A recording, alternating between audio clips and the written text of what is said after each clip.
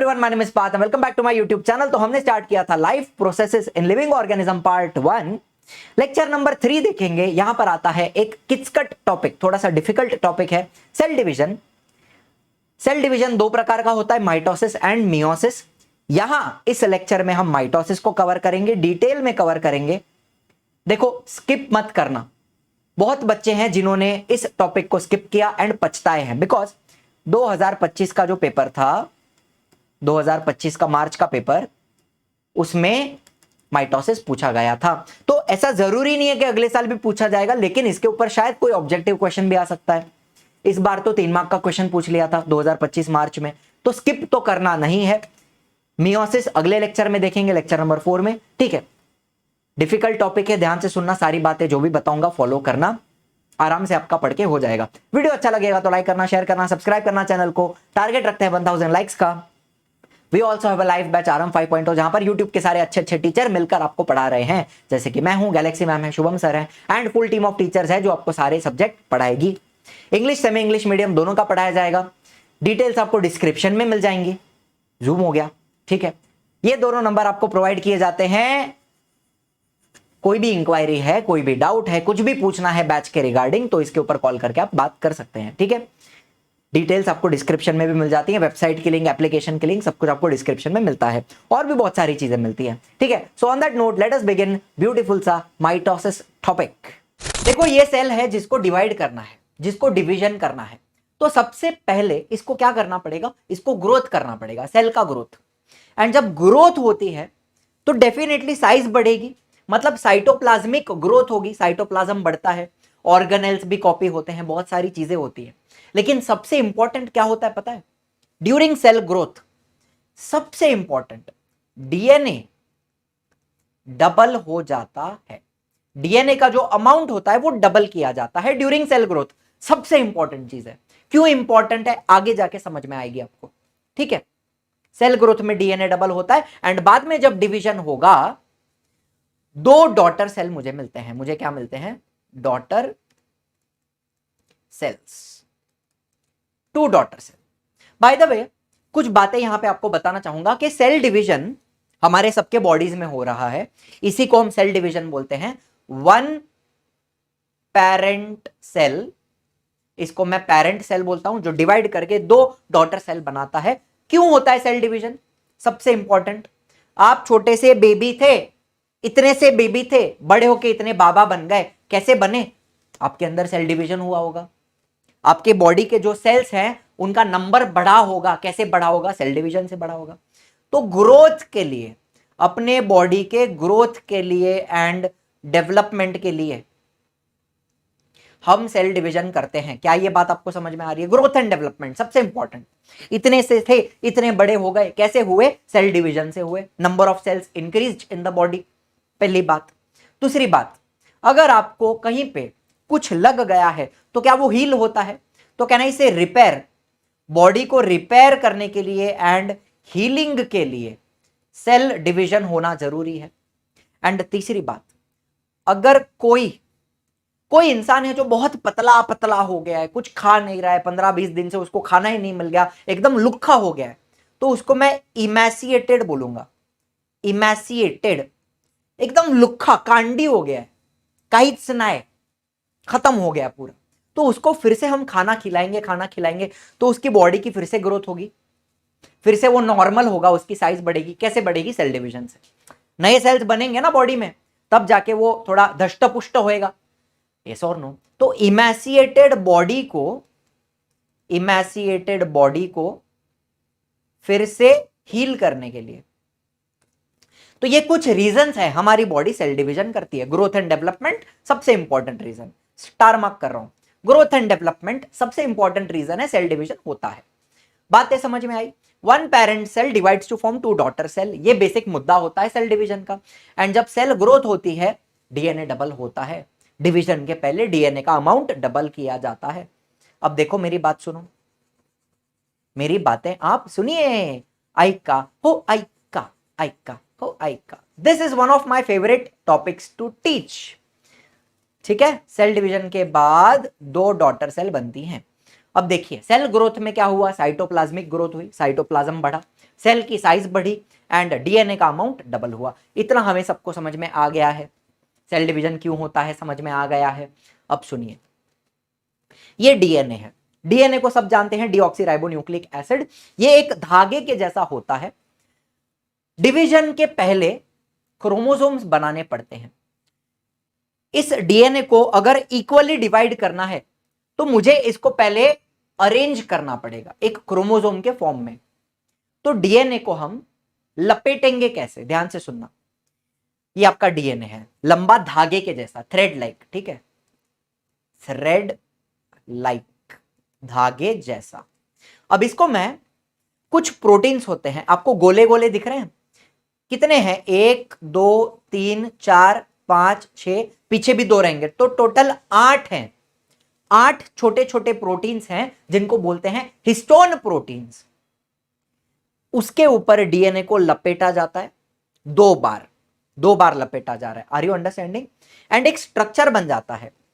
तो ये जो स्ट्रक्चर है 8 हिस्टोन प्रोटीन का जो स्ट्रक्चर है उसको बोलते हैं न्यूक्लियोसोम। तो ये न्यूक्लियोसोम, न्यूक्लियोसोम इसके ऊपर आपको डीएनए लपेटा हुआ दिख रहा है, ठीक है।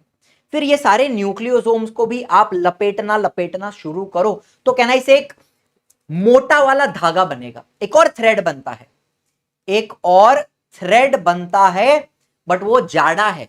डीएनए एकदम पतला पतला होता है। ये जो मोटा वाला थ्रेड बनता है न्यूक्लियोसोम्स को लपेट के, इसको बोलते हैं क्रोमैटिन फाइबर। क्या बोलते हैं? क्रोमैटिन फाइबर, ठीक है। इसको मैं बोलूं मोटा थ्रेड। कैसा थ्रेड? मोटा थ्रेड, क्रोमैटिन फाइबर। इसको और लपेटूं लपेटू लपेटू लपेटू तो बनता है क्रोमोसोम। तो ये जो स्ट्रक्चर आपको यहां पर दिखाई दे रहा है ऐसा एक्स शेप का, ये क्या है? Chromosome. Bye the way chromosome के बीच में जो दबा हुआ पार्ट आपको दिख रहा है ये वाला, इसको बोलते हैं सेंट्रोमियर। कुछ बातें हैं आपको यहां पे याद करनी चाहिए, ठीक है। समझ में आ रही है बात? बीच का जो स्ट्रक्चर है, दबा हुआ पतला स्ट्रक्चर है, कंस्ट्रिक्टेड पार्ट, इसको सेंट्रोमियर बोलते हैं, ठीक है। एंड ये जो उसके तंगड़ी दिख रही है, इनको हम क्या बोलते हैं? इनको हम आर्म्स बोलते हैं, क्रोमोसोम के arms. P arm, Q arm होता है, ठीक है, वो अभी इंपॉर्टेंट नहीं है यहां पे। मुद्दा समझ में आया? डीएनए को लपेटा लपेटा न्यूक्लियोसोम बनाया, ठीक है, 8 हिस्टोन का न्यूक्लियोसोम बनाया, उसको और लपेटा तो मोटा धागा बनाया जिसको क्या बोला? क्रोमैटिन। ये क्या आइटम है? क्रोमैटिन। और क्रोमैटिन को लपेट के क्या बनता है? क्रोमोसोम बनता है। एक सिंपल कंपैरिजन आपको अगर यहां पर दूं तो आपका जो किधर कुछ फट गया रहेगा कपड़े में, तो सिलाई के लिए धागा होता है, उस धागे में आपको और पतले पतले धागे दिख रहे हैं, झूम बराबर झूम करके दिखाता हूं, आपको पतले पतले धागे दिख रहे हैं, उनको आप डीएनए मानो। एकदम पतले पतले धागे हैं, उनको डीएनए मानो। तो ये जो मोटा वाला धागा है उसको मैं क्रोमैटिन मानूं, एंड जब इस धागे को लपेट के मैं रील बनाता हूं, इंस्टाग्राम वाली रील नहीं, धागे की रील, उसको मैं क्रोमोसोम बोलूंगा लपेटने के बाद। सिंपल एक कंपैरिजन आपको समझ में आ रहा है? एकदम पतला डीएनए, उससे बना क्रोमैटिन, उससे बना क्रोमोसोम। बातें समझ में आ रही हैं? अब आपको पता है हमारे सेल में, हमारे सेल के अंदर क्रोमोसोम जोड़ी में होते हैं, जोड़ी में होते हैं, they are present in pairs. अपने एक सेल के अंदर, in one human cell there are 46 chromosomes. अब मैं इंसान की बात कर रहा हूं, अलग अलग स्पीशीज में ये नंबर अलग अलग होता है। हमारे अंदर एक सेल में, इन वन सेल, याद रखना, एक सेल में 46 क्रोमोसोम होते हैं, जोड़ी में होते हैं, तो टोटल जोड़ी कितना बनेगा? 23 पेयर्स। इतनी बात आप समझते हो कि पेयर्स बन गए 23। क्यों सर? क्यों पैर काय को बनाया? क्या मजा आया? समझते हैं। अब आपने सेक्सुअल रिप्रोडक्शन के बारे में सुना है, there are how many parents? 2 parents. 2 और more not possible, only 2 parents in sexual reproduction. एक मेल पेरेंट रहेगा, एक फीमेल पेरेंट रहेगी। मेल पेरेंट दोनों पेरेंट मेल एंड फीमेल अपने बॉडी में कुछ स्पेशल सेल्स बनाते हैं जिनको हम गैमीट्स बोलते हैं, ठीक है, गैमीट्स। मेल पेरेंट जो है वो अपने बॉडी में स्पर्म बनाता है एंड फीमेल पेरेंट जो है वो अपने बॉडी में एग बनाती हैं।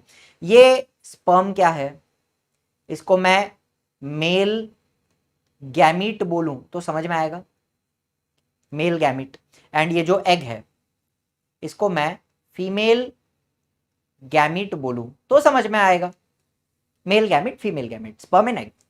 तो होता क्या है, स्पर्म और एग आपस में फ्यूज हो जाते हैं, एक प्रोसेस होती है fertilisation. By the way sperm में 23 क्रोमोसोम होते हैं। अच्छा, कैन आई से ये 23 क्रोमोसोम पापा के तरफ से आ रहे हैं, 23 क्रोमोसोम पापा के तरफ से आ रहे हैं, एंड एग में भी 23 क्रोमोसोम है जो मम्मी के तरफ से आ रहे हैं, मम्मी के तरफ से आ रहे हैं। तो स्पर्म और एग जब फ्यूज होते हैं, आपस में जुड़ जाते हैं, मिक्स हो जाते हैं, इसको हम फर्टिलाइजेशन बोलते हैं। एंड फर्टिलाइजेशन से बनता है zygote. Zygote is the first cell of the baby, baby का पहला सेल जाइगोट। मुझे बताओ, कैन आई से इस जाइगोट में 46 क्रोमोसोम आएंगे, जिसमें से 23 पापा के हैं, 23 मम्मी के हैं। क्या ये बात से आप अग्री कर रहे हो? कर रहे हो ना? जाइगोट बड़ा होकर जाइगोट में ग्रोथ दिखेगी। बाय द वे जाइगोट जो है माइटोसिस से डिवाइड करता है, जाइगोट जो है वो माइटोसिस करके डिवाइड करता है एंड धीरे धीरे करके पूरा बेबी बनेगा। और बेबी में कितने क्रोमोसोम रहेंगे? 46, 23 फ्रॉम पप्पा, 23 फ्रॉम मम्मा। क्या ये बात आपको मजा दे रही है? क्या ये बात आपको समझ में आ रही है? अब पेयरिंग कैसे हुई देखो, स्पर्म में ये पापा के क्रोमोसोम है और एग में ये मम्मी के क्रोमोसोम है।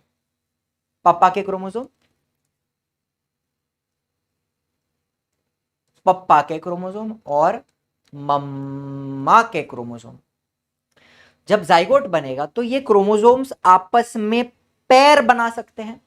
तो ये एक जोड़ी बन रही है ऐसी, एक ये क्रोमोसोम है जो पप्पा से आया हुआ है और एक ये क्रोमोसोम है जो मम्मी से आया हुआ है, ये पप्पा का ये मम्मी का, एंड आपस में जाइगोट के अंदर वो लोग पैर बनाते हैं। क्या ये बात आपको समझ में आ रही है? अच्छी बात बता रहा हूं, है ना? यहां पर होती है पैरिंग। सो जो 23 पेयर्स हैं, मुझे बताओ कितने पेयर्स हैं? 23 पेयर्स। इसको मैं अगर आपको बताऊं, ये पैर नंबर 1, ये पैर नंबर 2, ये पैर नंबर 3, ये पैर नंबर 4, ये पैर नंबर 5, तो हर एक पैर में एक पप्पा का, एक मम्मी का, एक पप्पा का, एक मम्मी का, एक पप्पा का, एक मम्मी का, एक पप्पा का, एक मम्मी का, एक पप्पा का, एक मम्मी का। Are you understanding? इसी तरह से हर एक पैर में एक पापा का रहता है, एक मम्मी का रहता है। क्या? क्रोमोसोम। मुद्दा एकदम क्लियर है, एकदम क्रिस्टल क्लियर हुआ। अब ध्यान से सुनिएगा, यहां पर आता है एक बहुत ही महत्वपूर्ण कंसेप्ट। इस स्पर्म के अंदर पप्पा का सेट है। मैं बोलता हूं इसके अंदर है 1 सेट ऑफ क्रोमोसोम। किसका सेट? पप्पा का सेट ऑफ क्रोमोसोम। इसको मैं सेट बोलूंगा एंड इसको मैं बोलता हूं हैप्लॉइड कंडीशन। 1 सेट। किसका सेट? पप्पा का set. Haploid condition, 1 set of chromosome, haploid condition, जिसको हम रिप्रेजेंट करते हैं एन से। उसी तरह एग के अंदर किसका सेट है? इसके अंदर भी 1 सेट है, लेकिन इसमें किसका सेट है? मम्मा का सेट। किसका सेट है? मम्मा का सेट। इसको भी हैप्लॉइड बोलेंगे, एन से रिप्रेजेंट करेंगे। तो जब ये दोनों सेट, 1 फ्रॉम पप्पा 1 फ्रॉम मम्मा, दोनों सेट कंबाइन होकर 2 सेट्स ऑफ क्रोमोसोम बनते हैं, इसको मैं डिप्लॉइड बोलता हूं एंड इसको रिप्रेजेंट करता हूं 2n से। तो एक बात हमेशा याद रखना, डिप्लॉइड, डिप्लॉइड का मतलब 2n। इसका क्या मतलब? इसका मतलब 2 सेट्स ऑफ क्रोमोसोम्स।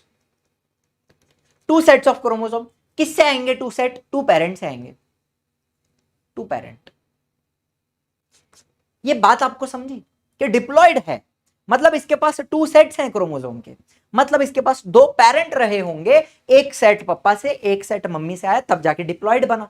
बातें समझ में आ रही हैं? अच्छी बातें हैं। अब क्या इतना सब भाषणबाजी काहे किए हो, समझो इसको। बताइए मजा आ रहा है पढ़ने के लिए? तो यही मजा लाइव में भी लिया जा सकता है। बहुत सारे बच्चे हैं जिन्होंने हमसे लाइव में पढ़ा है और बहुत अच्छा परसेंटेज स्कोर किया है। ये आपको मैं 2025 का रिजल्ट बता रहा हूं। Gunjan, she has scored 100% in her board exams. वैसे ही वेंकटेश है जिसने 100% स्कोर किया हुआ है, धनश्री है, अनुष्का है, ऐसे बहुत बहुत सारे बच्चे हैं जिन्होंने बहुत अच्छा परसेंटेज स्कोर किया है। 127 बच्चे हैं जो 90% के ऊपर मार्क्स लाए हैं। तो हमारे बैच में आरंभ 5.0 में आपको क्या मिलता है? बहुत सारी चीजें मिलती है, लेकिन सबसे इंपॉर्टेंट क्या फीचर है वो मैं आपको बताना चाहूंगा। एक तो लाइव क्लासेस रहेंगे, पूरा सिलेबस 2 बार कवर किया जाएगा, रिकॉर्डिंग मिल जाती है, कोई भी आपका लेक्चर मिस होता है तो आप बाद में देख सकते हो। लेकिन अगर डाउट आता है, वैसे तो लाइव लेक्चर में डाउट क्लियर हो जाते हैं, लेकिन उसके अलावा डाउट आता है तो यहां पर आपको एक IVR नंबर दिया जाएगा, एक नंबर दिया जाएगा जिसके ऊपर आप किसी भी टीचर से कॉल पे बात कर सकते हैं। जैसे कि मैं आपको पढ़ा रहा हूं तो मुझसे कॉल पे बात कर सकते हैं, गैलेक्सी मैम पढ़ा रही हैं तो उनसे आप बात कर सकते हो, शुभम सर हैं एंड पूरी टीम ऑफ टीचर्स है। जिस किसी टीचर से आपको बात करनी है उसके सब्जेक्ट के रिगार्डिंग आप बात करके अपना डाउट क्लियर कर सकते हैं। One of the most important feature of our batch. इसके अलावा टेस्ट सीरीज है, objective and subjective. Subjective test बच्चा लिखेगा, उसका PDF अपलोड करेगा एंड वो पेपर चेक करके भी आपको दिया जाएगा। तो बैच की प्राइस क्या है? देखिए, एक कूपन अवेलेबल है फर्स्ट 300, लेकिन it is available for limited time. हमारा बैच छोटा होता है, बच्चे कम होते हैं, इसीलिए हम पर्सनल अटेंशन दे पाते हैं एंड ये जो कूपन है वो लिमिटेड टाइम के लिए एप्लीकेबल है। इसको यूज करेंगे तो ये हो जाता है सीधा 9000। So how to join the batch? ये हमारा ऐप है इजी लर्निंग, प्ले स्टोर के ऊपर आप डाउनलोड कर सकते हैं। इसको रजिस्टर कीजिए, अपना नाम, फोन नंबर, ईमेल आईडी सब डालने के बाद आपको होम पेज पे लाइव कोर्सेज दिख रहे हैं, उसके अंदर आपको आरंभ 5.0 ये दिख रहा है, उसके अंदर बाय नाउ पे क्लिक करेंगे तो यहां कूपन्स एंड ऑफर्स आपको दिख रहा है। इसके अंदर आपको मिलेगा फर्स्ट 300 का कूपन। अगर वो एप्लीकेबल है, मुझे नहीं पता आप ये वीडियो कब देख रहे हो, अगर कूपन अवेलेबल है तो उसको आप यूज कर सकते हैं, अगर अवेलेबल नहीं है इसका मतलब वो एक्सपायर हो चुका है। ठीक है, तो कूपन यूज करने के बाद ये 10,000 हो जाता है सीधा सीधा 9,000। बाकी कोई भी इंक्वायरी आपको करनी है, कोई भी डाउट है, कुछ भी पूछना है तो ये दोनों नंबर अवेलेबल है। बाकी डिटेल्स आपको डिस्क्रिप्शन में भी मिल जाती है। तो चलिए आगे चलते हैं। अब मुझे बताओ, ये आपका सेल था शुरू में, सेल, इसको डिवीजन करना है तो सबसे पहले इसने अपनी ग्रोथ करी। ग्रोथ, बहुत ज्यादा ग्रोथ हो गई, ग्रोथ हुई। ग्रोथ के टाइम पे DNA क्या हो गया? डबल हो गया। DNA का अमाउंट डबल हो गया, लेकिन क्रोमोसोम का नंबर चेंज नहीं होता। क्रोमोसोम इसमें 46 ही रहेंगे, इसमें भी 46 है। DNA डबल होने के बाद भी क्रोमोसोम के नंबर 92 नहीं होते, 46 ही होते हैं। ये डिप्लॉयड है, ये भी डिप्लॉयड ही है। 2 sets of chromosome, 23 pairs, 23 pairs. Chromosome के नंबर में चेंज नहीं आया है। DNA डबल हुआ है लेकिन क्रोमोसोम के नंबर में चेंज नहीं आया, उसके प्लॉइडी में चेंज नहीं आया। ये भी 2n है, ग्रोथ के बाद भी वो 2n है। फिर जब वो डिवाइड हुआ,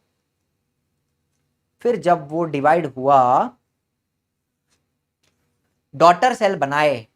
क्या बनाए? Daughter cell.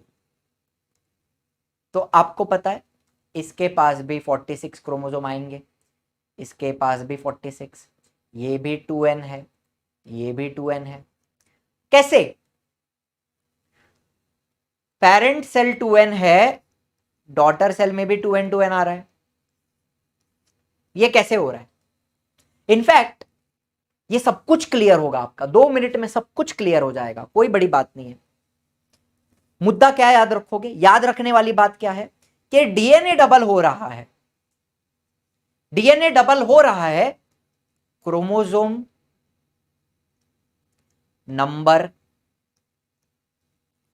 Does not change. ध्यान से सुनना जितने बच्चे देख रहे हैं, सबसे इंपॉर्टेंट पॉइंट। आपके टेक्स्ट बुक में क्या गलत दिया हुआ है? देखो, मुझे बताओ क्या लिखा है? Before any type of cell division, cell doubles up its chromosome number. क्या ये गलत लग रहा है? ये लोग बोल रहे हैं कि अगर 46 था तो वो 92 होगा, ऐसा बोल रहे हैं, गलत है। Cell doubles up its chromosome number present in the nucleus, that is if chromosome number is 2n, it is doubled up to 4n. क्या आपको ये भी गलत लग रहा है? मुझे बताइए 2n का मतलब 2 पेरेंट होता है, तो अगर आपने 4n कर दिया, 4 सेट्स ऑफ क्रोमोसोम, मतलब कितने पेरेंट? 4 parent, 4 parent. 4 तो नहीं थे, जहां तक मुझे याद है 2 ही थे, तो 2n चेंज नहीं होता, 2n ही रहता है। ये यहां जो दिया है ये बहुत बहुत बहुत गलत दिया है। क्यों गलत दिया है, आइए समझते हैं। अब मुद्दा देखो, जबरदस्त कहानी बताता हूं आपको। This was before DNA replication, DNA double होने के पहले। ये पापा का क्रोमोसोम किधर है? पापा का क्रोमोसोम, मम्मा का chromosome. Can I say 2 sets of chromosome? Can I call it 2n? Can I call it diploid? Yes.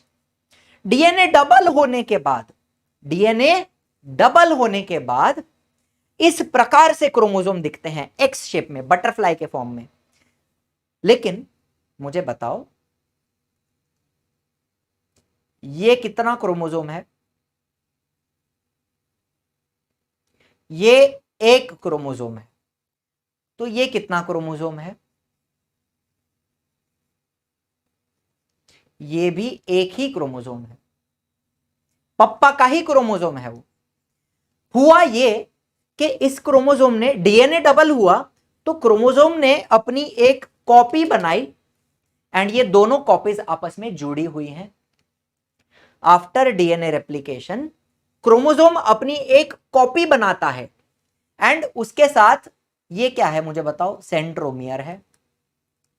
Centromere पे जुड़ा हुआ रहता है अपनी कॉपी के साथ। इसको मैं एक ही क्रोमोसोम बोलता हूं। ये पूरा पापा का क्रोमोसोम, ये पूरा मम्मा का क्रोमोसोम, 2 सेट्स ऑफ क्रोमोसोम, ये भी 2n ही है, नंबर चेंज नहीं हुआ है। 46 थे तो 46 ही है, सिर्फ अपनी एक कॉपी बनाते हैं। इस कॉपी को क्या बोला जाता है? इसको बोलते हैं सिस्टर क्रोमैटिड्स।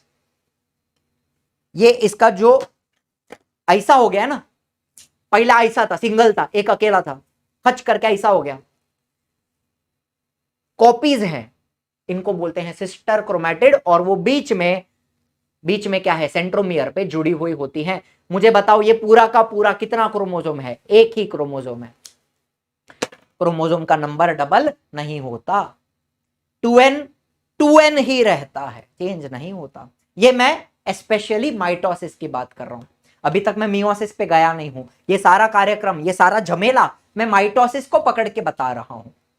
मियोसिस की कहानी थोड़ी अलग है।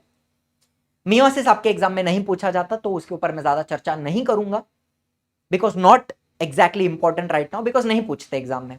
उसके ऊपर डिटेल्ड वीडियो अलग से डाल दूंगा मैं। जिन बच्चों को पढ़ना है, जिनको 11th में जाके मियोसिस अच्छे से समझनी है, उनके लिए बना दूंगा। लेकिन इस वन शॉट में from exam point of view ये बेसिक्स जरूरी है। मियोसिस अभी जरूरी नहीं है, इसलिए इस वीडियो में मैं मियोसिस नहीं ले रहा हूं। ये सारा झमेला मैं माइटोसिस को पकड़ के बता रहा हूं, बात को समझिएगा। ये पूरी कहानी समझ में आई? सिस्टर क्रोमैटिड क्या होते हैं? सिंपल भाषा में सिस्टर क्रोमैटिड क्रोमोसोम की कॉपी होती है, उसकी एक सिस्टर होती है। एक सिस्टर दूसरी सिस्टर आपस में जुड़े हुए होते हैं, क्रोमोसोम की कॉपी। कोई दिक्कत है यहां पर? नहीं होनी चाहिए। सारी बातें एकदम क्रिस्टल क्लियर करी है मैंने। अब देखते हैं, अब मैं माइटोसिस की बात कर रहा हूं, मात्र माइटोसिस की बातें कर रहा हूं यहां पर, ध्यान से सुनिएगा। ये आपका पेरेंट सेल था बिफोर डीएनए डबल्स। आपको पापा का और मम्मी का क्रोमोसोम सिंगल सिंगल दिख रहा है। डीएनए डबल होने के बाद ये आपको एक्स शेप के दिखेंगे। अब ये एक क्रोमोसोम है और ये भी एक ही क्रोमोसोम है, मतलब पापा का सेट मम्मी का सेट, तो ये क्या हो गया? 2n हो गया। बात आपको एकदम क्लियर हो रही है? अब माइटोसिस में होता क्या है? सिस्टर क्रोमैटिड्स को सेपरेट किया जाता है। ये आप 10 बार बोलो, माइटोसिस में क्या होता है? माइटोसिस में क्या होता है? Sister chromatids separate, that's it. अगर आपको एक सेंटेंस में लिखना है कि माइटोसिस में क्या हुआ, सिस्टर क्रोमैटिड सेपरेट हुए, बस सेल ने डीएनए को डबल किया, सिस्टर क्रोमैटिड बनी, सिस्टर क्रोमैटिड मतलब क्रोमोसोम की कॉपी बनी एंड बाद में सेपरेट हो गई, बस सिस्टर क्रोमैटिड्स सेपरेट, इसको बोलते हैं माइटोसिस। अब मुझे बताओ होगा क्या। यहां पर ये लाल वाला पापा का क्रोमोसोम है, उसमें दो सिस्टर्स हैं, एक सिस्टर एक सेल में गई, दूसरी सिस्टर दूसरे सेल में गई। क्या ये बात एकदम सिंपल है? हाँ। ब्लू वाला जो मम्मी का क्रोमोसोम है, ये मम्मी का सेट है, उसमें से भी एक सिस्टर एक सेल में गई, दूसरी सिस्टर दूसरे सेल में गई। अब मुझे बताइए, पेरेंट सेल 2n था बिकॉज उसमें पप्पा का सेट है, मम्मी का सेट है। तो ये जो डॉटर सेल बन रही है, इनको डॉटर सेल बोलूं, इनके अंदर एक ही है, एक ही सिस्टर क्रोमैटिड है, लेकिन फिर भी ये पापा का सेट है और ये मम्मी का सेट है, ये पापा का सेट है, ये मम्मी का सेट है, 2 सेट्स ऑफ क्रोमोसोम है। तो ये भी क्या है? 2n है, और ये भी क्या है? 2n है। क्या ये बात आपको समझ में आ रही है? देखो, सिस्टर क्रोमैटिड बनाया क्यों था? डीएनए को डबल किया क्यों था? ताकि डिवाइड कर पाए। सिस्टर क्रोमैटिड क्यों बनाई थी? ताकि उसको सेपरेट कर पाए और दो डॉटर सेल बन पाए। यही तो मुद्दा था पूरा। आई होप ये एकदम क्लियर है। सिस्टर क्रोमैटिड सेपरेट होते हैं, इसी को हम बोलते हैं माइटोसिस। लेकिन इतना सिंपल एग्जाम में नहीं लिख सकते, आपको थोड़ा एक्सप्लेनेशन करना पड़ेगा। आइए, सेल डिवीजन दो प्रकार के होते हैं, एक होता है माइटोसिस, एक होता है मियोसिस। हम माइटोसिस के बारे में पढ़ने वाले हैं, मियोसिस का बेसिक आपको बता दूंगा, लेकिन बाकी डिटेल्ड वीडियो अलग से बन सकता है। Mitosis takes place in somatic cell. Somatic मतलब बॉडी सेल्स, आपका स्किन का सेल, आपका हार्ट का सेल, आपका लिवर का, किडनी का, स्टमक का, ब्रेन का, सब जगह का सेल, बॉडी में जितने सेल हैं उनको हम सोमैटिक सेल बोलते हैं। सोमैटिक मतलब सोमा, सोमा मतलब बॉडी, सोमा मतलब body, somatic cells, body cells. Body cell में क्या दिखता है? माइटोसिस दिखता है। ग्रोथ के लिए, डेवलपमेंट के लिए, रिपेयर के लिए, हीलिंग के लिए, सबके लिए माइटोसिस। एक बाम तीन काम, एक बाम तीन काम। क्या क्या करेगा? ग्रोथ करेगा, डेवलपमेंट करेगा, रिपेयर करेगा, एक बाम तीन काम। चलो, तो माइटोसिस कहां दिखता है? Somatic cells, body sales. ये सब कुछ, ब्रेन आ गया, लंग्स आ गया, लिवर आ गया, किडनी आ गई, large intestine, small intestine, stomach, heart, everything, somatic cells. Meiosis कहां दिखता है? रिप्रोडक्टिव सेल्स में, मतलब टेस्टिस में। किधर है?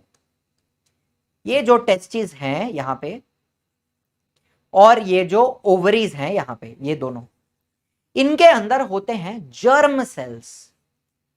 कौन से सेल? जर्म सेल्स, कीटाणु। ये वो कीटाणु नहीं है डेटॉल मारे 99.9% जर्म्स, नहीं, ये वो वाले जर्म नहीं है।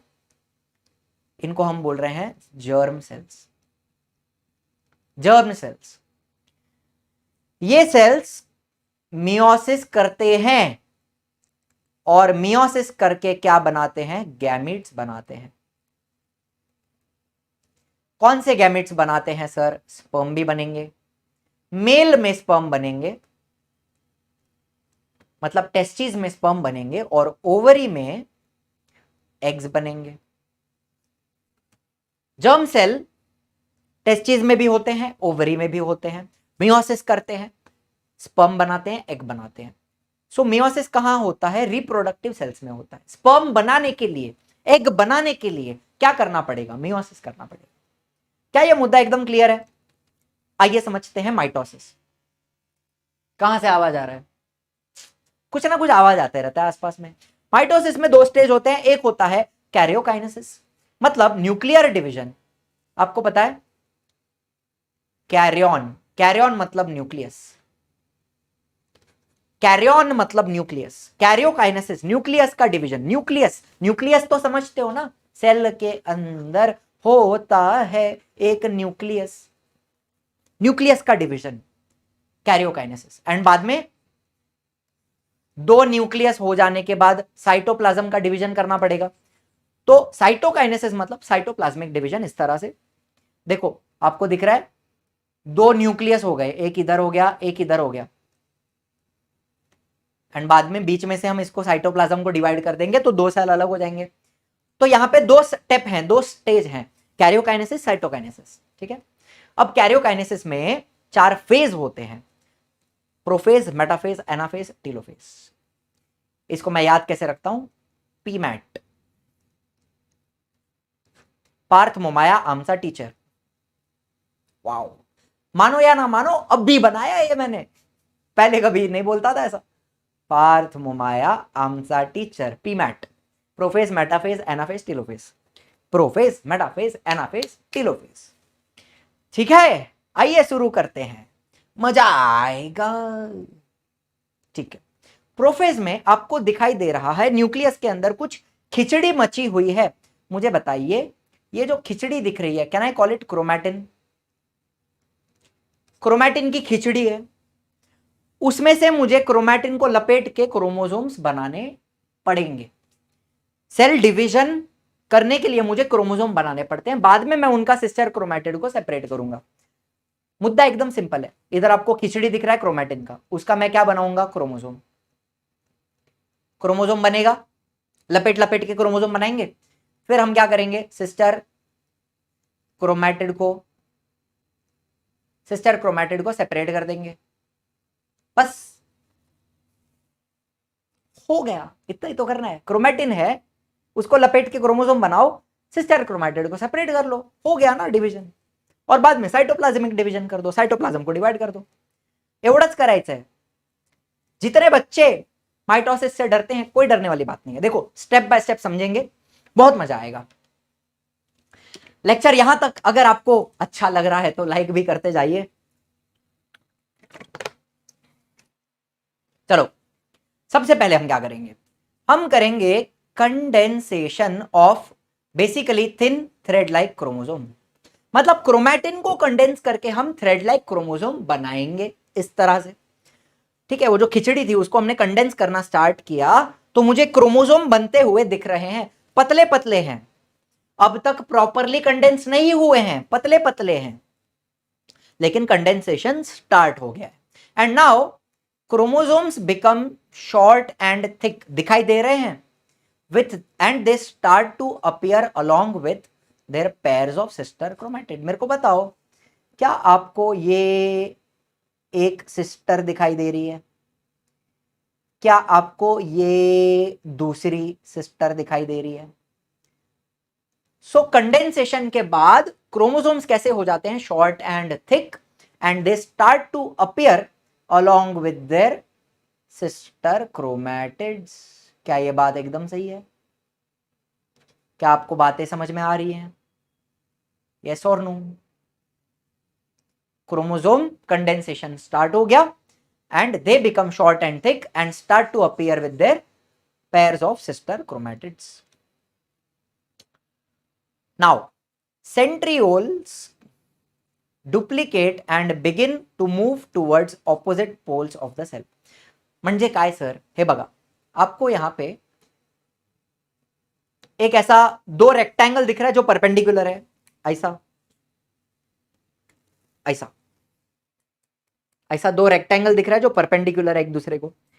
ये एक प्रकार का सेल ऑर्गेनेल है। क्या है? सेल ऑर्गेनेल, और इसका नाम क्या है? सेंट्रियोल। सेंट्रियोल क्या है ना, एक मिनट अच्छे से बताता हूं। 2 रेक्टेंगल हैं, उसमें से जो एक रेक्टेंगल होता है उसको सेंट्रियोल बोलते हैं, सेंट्रियोल। यहां पर आपको 2 दिख रहे हैं ना, तो एक को सेंट्रियोल बोलते हैं, लेकिन ये जो पूरा है इसको सेंट्रोजोम बोलते हैं, सेंट्रोजोम। ठीक है, अभी ये बात मुझे याद आई तो मैंने बता दी। एक सिंगल रेक्टेंगल को सेंट्रियोल बोलते हैं।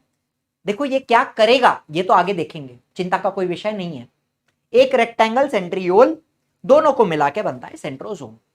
तो यहां पे क्या लिखा है देखो, सेंट्रियोल्स, मतलब हम दोनों की बात कर रहे हैं ना। सेंट्रियोल्स डुप्लीकेट हो जाते हैं, मतलब डबल हो जाते हैं, डबल हो गया देखो। And begin to move towards opposite poles of the cell, मतलब ये ऑपोजिट पोल्स की तरफ जाएंगे। देखो एक ऊपर आ गया नॉर्थ पोल पे, एक आ गया साउथ पोल पे, नहीं समझे? फिर से देखो, centrioles move to opposite pole, एक ऊपर एक नीचे, एक ऊपर एक नीचे, ऐसे जुप करके ऊपर नीचे आ जाएंगे। एंड लास्ट में nuclear membrane and the nucleolus start to disappear. मुझे बताइए, ये न्यूक्लियस है, उसकी जो आउटर कवरिंग होती है, आउटर बाउंड्री होती है न्यूक्लियस की, उसको न्यूक्लियर मेम्ब्रेन बोलते हैं। एंड अंदर जो आपको ये ग्रीन कलर का, देखो बाबा न्यूक्लियस ने टिकली नहीं लगाई है, वो ये जो ग्रीन कलर का आपको अंदर गोला दिख रहा है, ये क्या है? न्यूक्लियोलस। न्यूक्लियोलस क्या करता है? राइबोसोम्स बनाता है भाई साहब। राइबोसोम क्या करते हैं? प्रोटीन सिंथेसिस में काम करते हैं ना। न्यूक्लियोलस राइबोसोम्स को बनाता है, ठीक है। तो अब यहां पर क्या हो रहा है? न्यूक्लियर मेम्ब्रेन एंड न्यूक्लियोलस दोनों डिसअपियर होने स्टार्ट हो जाएंगे। आपको दिख रहा है फेड हो रहे हैं, ये प्रोफेज है। एवढंच है। क्या किया मेरे को बताओ? कुछ भी नहीं किया। क्या किया? क्रोमैटिन को कंडेंस किया, क्रोमोसोम का कंडेंसेशन स्टार्ट हुआ, they become short and thick, they start to appear with their sister chromatid. हाँ ठीक है, कंडेंसेशन हुआ, सिस्टर क्रोमैटिड दिख रही है, सेंट्रियोल डुप्लीकेट होके ऑपोजिट पोल पे चले गए। Nuclear membrane and nucleolus start to disappear, पूरी तरह डिसअपियर नहीं हुए हैं, start to disappear. Prophase clear है? अब मैं अगर अगले फेज पे जाऊं, आपको पता है ये कंटिन्यूअस प्रोसेस है। तो जैसे ही, ध्यान से सुनना, जैसे ही न्यूक्लियर मेम्ब्रेन एंड न्यूक्लियोलस का डिसअपियरेंस स्टार्ट होता है, यहां पे प्रोफेज खत्म होता है एंड इमीडिएटली मेटाफेज स्टार्ट हो जाता है। एंड मेटाफेज में, मेटाफेज का पहला इवेंट क्या है कि nuclear membrane and nucleolus completely disappear. तो प्रोफेज का लास्ट इवेंट क्या है कि न्यूक्लियर मेम्ब्रेन गायब हो रही है। मेटाफेज का पहला इवेंट क्या है कि न्यूक्लियर मेम्ब्रेन गायब हो गई। कंटिन्यूअस चल रहा है ना ये, ऐसा थोड़ी है कि पहिलं झालं चला जरा ब्रेक घेऊया मग दुसरं, नाही, कंटिन्यूअस प्रोसेस है। प्रोफेज का लास्ट इवेंट न्यूक्लियर मेम्ब्रेन गायब होनी शुरू हुई, मेटाफेज का पहला इवेंट न्यूक्लियर मेम्ब्रेन गायब हो गई।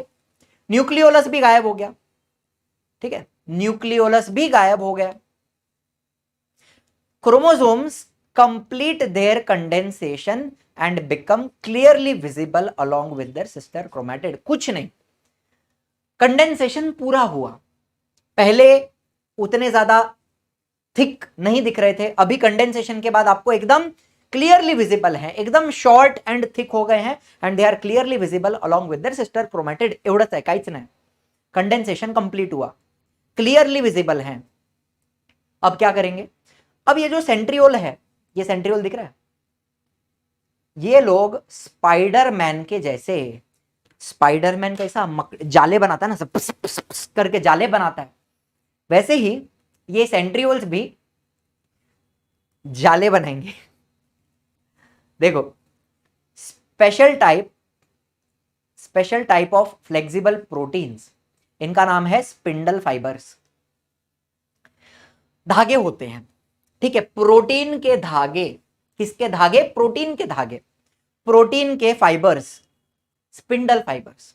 दे are formed between centromere of each chromosome and the centriole. मतलब क्या सर, नहीं समझ में आया?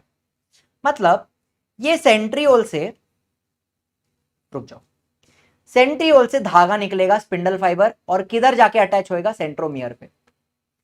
इधर से भी निकलेगा, किधर जाके अटैच होएगा? सेंट्रोमियर पे। तो एक धागा ऊपर से आया, एक धागा नीचे से आया। क्या आपको बात समझ में आ रही है? चलो, इधर से भी एक धागा ऐसा आया और एक धागा ऐसे आया। मुझे बताइए, सिस्टर क्रोमैटिड को सेपरेट करना है तो ऊपर से भी खींचना पड़ेगा, नीचे से भी खींचना पड़ेगा। तो ये धागे क्या करेंगे? खींचने का काम करेंगे। चलो, एक इधर से आया ऐसा और एक धागा ऐसा करके इधर से आया। चलो, फिर एक धागा इधर से आया ऐसे और एक धागा इधर से। अरे अरे अरे अरे, खिचड़ी नहीं करनी है। हाँ, चलो, तो आपको धागे समझ में आ रहे हैं? तो ये धागे कहां बन रहे हैं? These threads are formed between centromere and centriole। Centromere और सेंट्रियोल के बीच में बन रहा है धागा, स्पिंडल फाइबर। इस तरह से स्पिंडल फाइबर बन गए। कम ऑन, यस और नो? बाय द वे इधर से भी एक धागा आना चाहिए, मतलब ये बन रहे हैं, आपको दिख रहा है कि धागे बन रहे हैं और सेंट्रोमियर पे जाके अटैच होते हैं। अब आपको पता है ये धागे जो है ना, ये आपने पपेट देखा है कठपुतली, उसको कैसा धागे से कंट्रोल किया जाता है, उसी तरह से ये स्पिंडल फाइबर क्रोमोसोम्स को कंट्रोल करके आगे पीछे मूव करते हैं। एंड धीरे धीरे करके ये सारे क्रोमोसोम मिडल लाइन, जो हमारे सेल की मिडल लाइन होती है, इमेजिनरी मिडल लाइन, इसको मैं बोलता हूं इक्वेटोरियल प्लेन या फिर सेंट्रल प्लेन। तो स्पिंडल फाइबर क्या कर रहे हैं, कठपुतली के धागे की तरह क्रोमोसोम्स को आगे पीछे करके सबको बराबर सेंटर में खड़ा करेंगे। ये काम किसने किया? स्पिंडल फाइबर करते हैं। क्रोमोसोम्स को बीच में अरेंज करना, इक्वेटोरियल प्लेन पे अरेंज करना स्पिंडल फाइबर करते हैं। यहां तक बात समझ में आए? अब आपको दिख रहा है एक धागा यहां से, एक धागा यहां से, एक धागा इधर से, एक धागा इधर से, दिख रहा है? अरे हाँ या ना बताओ। कैसे बताओगे, आप तो रिकॉर्डेड देख रहे हो। फालतू जोक। एनीवे, इतना बात समझ में आया? मेटाफेज समाप्त हो गया, अब आता है एनाफेज। क्या करें सर? खींचो, खचक खचक करके खींचेंगे।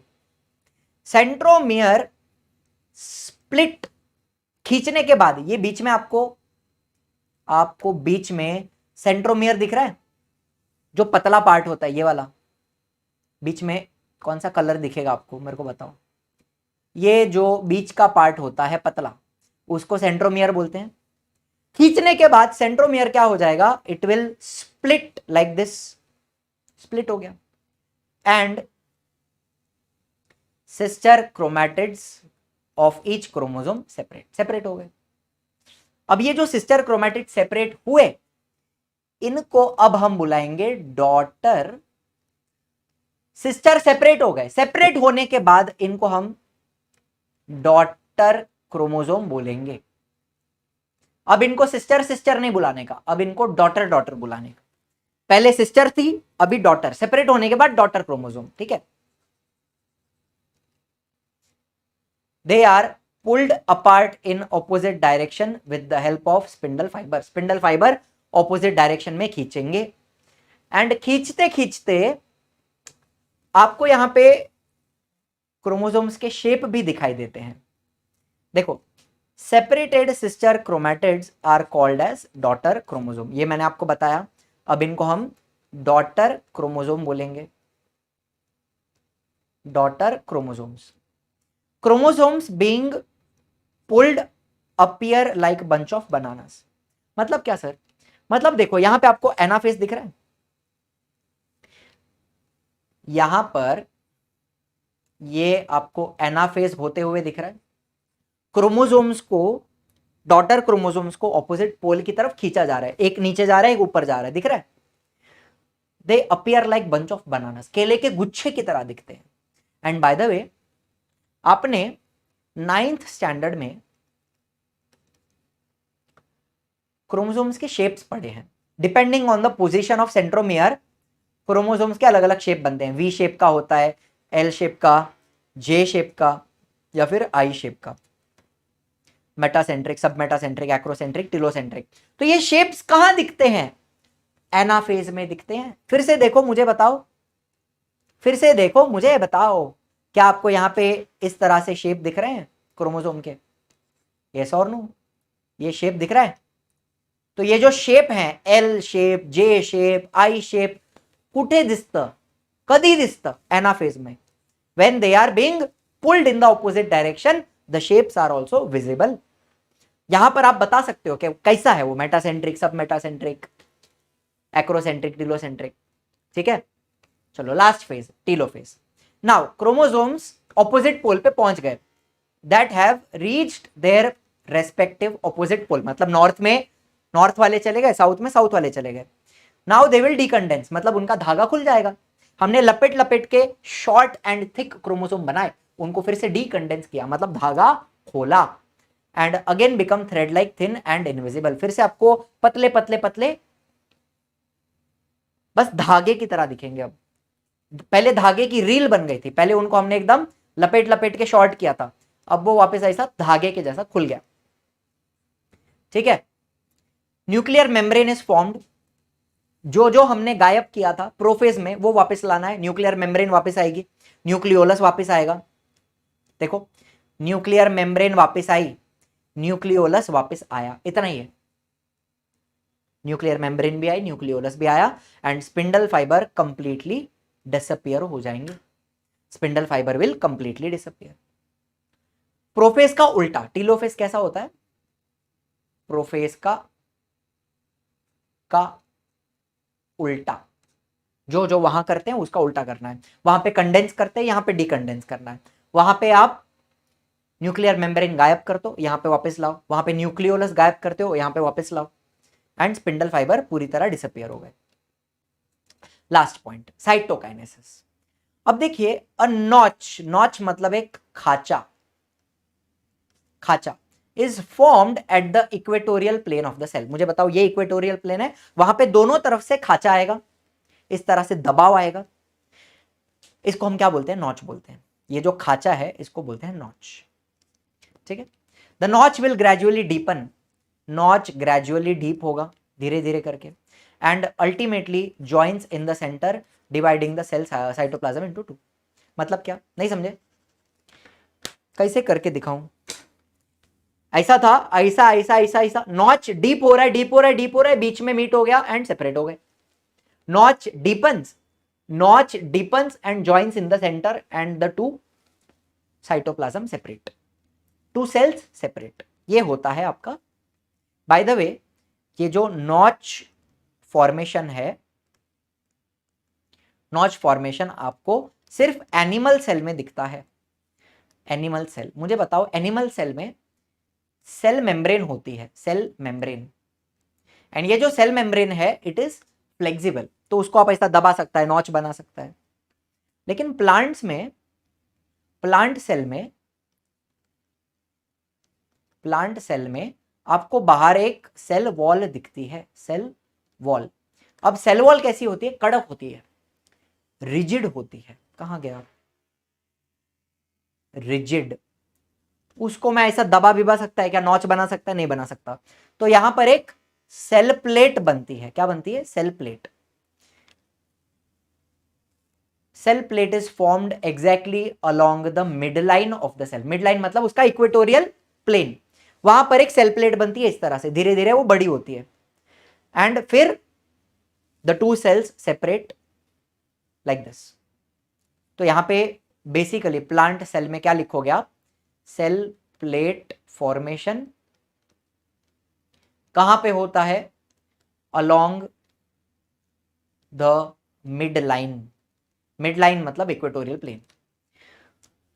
बस दैट्स इट। ये जो बीच में आपको पतली रेड कलर की लाइन दिख रही है उसको क्या बोलेंगे? Cell plate. That's it. Plant cell में सेल प्लेट बनती है। So I hope everything is crystal clear, समझ में आया है। रिवाइज करना बहुत जरूरी है, एंड यही मजा लाइव में चाहिए, लाइव में पढ़ना है, डाउट्स भी पूछने हैं तो RM 5.0 बैच है हमारा, जहां पे फुल टीम ऑफ टीचर्स आपको सारे सब्जेक्ट पढ़ाती है लाइव। ठीक है, ये दोनों नंबर के ऊपर कॉल करके इंक्वायरी की जा सकती है बैच के रिगार्डिंग। कुछ भी डाउट है तो आप कॉल करके प्लीज बात कीजिए, मीठी मीठी बातें कीजिए हमारे ऑपरेटर के साथ। Thank you so much for watching. I will see you in the next one. Bye bye. जय हिंद, जय महाराष्ट्र।